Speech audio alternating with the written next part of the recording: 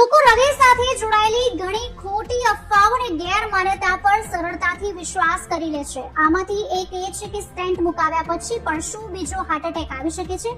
હૃદયની ધમનીઓમાં કોલેસ્ટ્રોલ જમવાના કારણે લોહીનો પ્રવાહ અચાનક જ બંધ થઈ જતા હાર્ટ એટેક આવે છે. સ્ટેન્ટ પછી 99% દર્દીઓ સાજા પણ થઈ જાય છે, પણ દુર્લભ કિસ્સામાં સ્ટેન્ટમાં લોહી ગંઠાવાની સ્થિતિ જીવલેણ સાબિત થઈ શકે છે.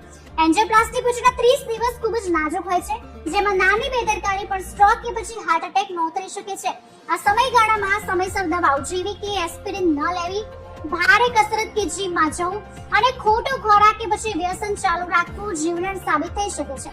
હૃદયને સુરક્ષિત રાખવા માટે માત્ર હળવી વોકિંગ કરવી, પૂરતી 7 થી 8 કલાકની ઊંઘ લેવી, તણાવ મુક્ત રહેવું અને બ્લડ પ્રેશર તથા શુગરની નિયમિત તપાસ કરાવવી અત્યંત જરૂરી છે.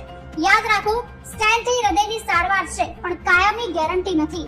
જો તમે ડોક્ટરની સલાહ અને યોગ્ય લાઇફસ્ટાઇલ ફોલો નહીં કરો તો બીજો હાર્ટ એટેક આવવાનું જોખમ હંમેશા રહેશે. આ વિડીયોને બને એટલો શેર કરો જેથી આ માહિતી બીજા સુધી પણ પહોંચે.